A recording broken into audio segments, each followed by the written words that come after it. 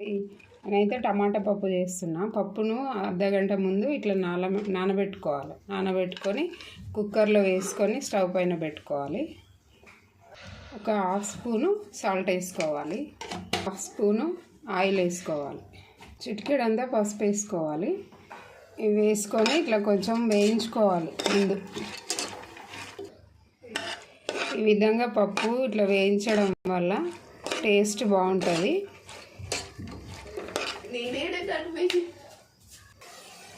ఇట్లా వేగుతున్నప్పుడు మంచి వాసన వస్తుంటుంది పప్పు. ఇలాంటి టైంలోనే ఒక గ్లాసు వాటర్ వేసేసుకోవాలి. వేసుకొని విజిల్స్కి 3 విజిల్స్ పెట్టుకోవాలి. టమాటా పప్పు ఈ విధంగా చేస్తే చాలా టేస్ట్గా ఉంటుంది.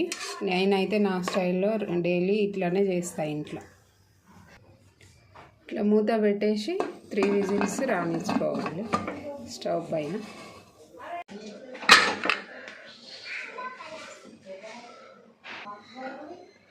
పప్పు ఉడికేలోపు వేరొక గిన్నె పెట్టుకొని పోపు కోసం రెడీ చేసుకుందాము. 3 స్పూన్ల ఆయిల్ వేసుకోవాలి, 1 స్పూన్ జీలకర్ర వేసుకోవాలి,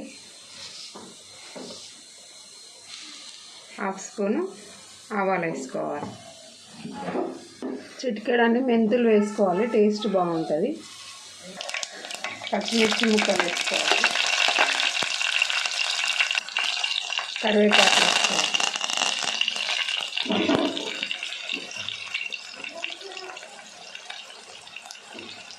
కొంచెం అల్లం వెల్లుల్లి పేస్ట్ వేసేసుకోవాలి, కొంచెం పసుపు వేసుకోవాలి. ఇవన్నీ మంచిగా కలుపుకొని ఇప్పుడు ఉల్లిపాయ ముక్కలు వేసేసుకోవాలి. ఇప్పుడు టమాటా ముక్కలు వేసేసుకోవాలి.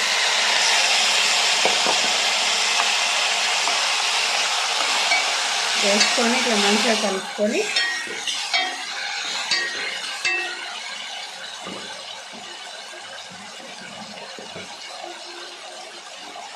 ఒక స్పూను సాల్ట్ వేసేసుకోవాలి.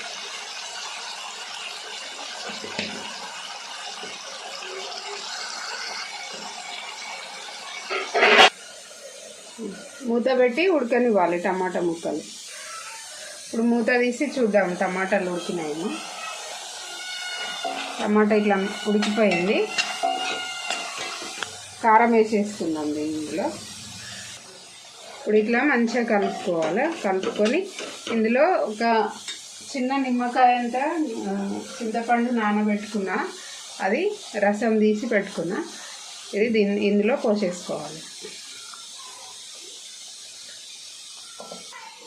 ఇట్లా చింతపండు కూడా మంచిగా టమాటాలకి మంచిగా ఉడకలాగా ఒక 2 నిమిషాలు ఉడకనివ్వాలి. ఇప్పుడు 2 నిమిషాలు మూత పెట్టి ఉడకనిద్దాం. ఇదిగో పప్పు ఇట్లా మెత్తగా ఉడికిపోయింది. ఈ పప్పును ఇప్పుడు టమాటా గుజ్జులో వేసేసుకుందాం. ఇదిగో టమాటాలు కూడా మంచిగా ఉడికిపోయినాయి. ఇప్పుడు పప్పు దీంట్లో వేసేసుకుందాం.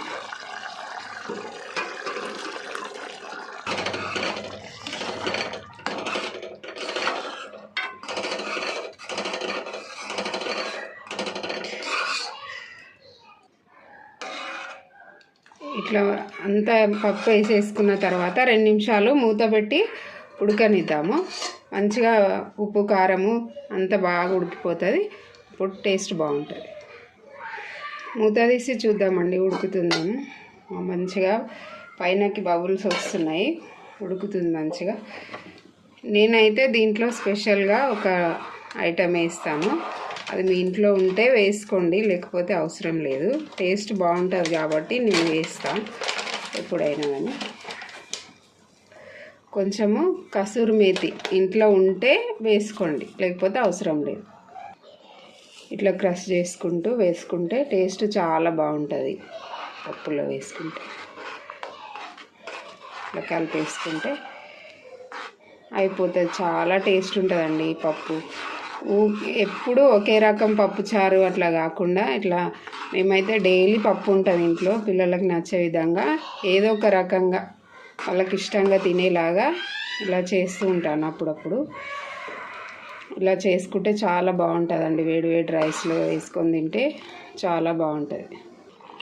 ఇంతేనండి నా స్టైల్లో టమాటా పప్పు. నా వీడియో నచ్చితే లైక్ చేయండి, షేర్ చేయండి, సబ్స్క్రైబ్ చేసుకోండి ఫ్రెండ్స్.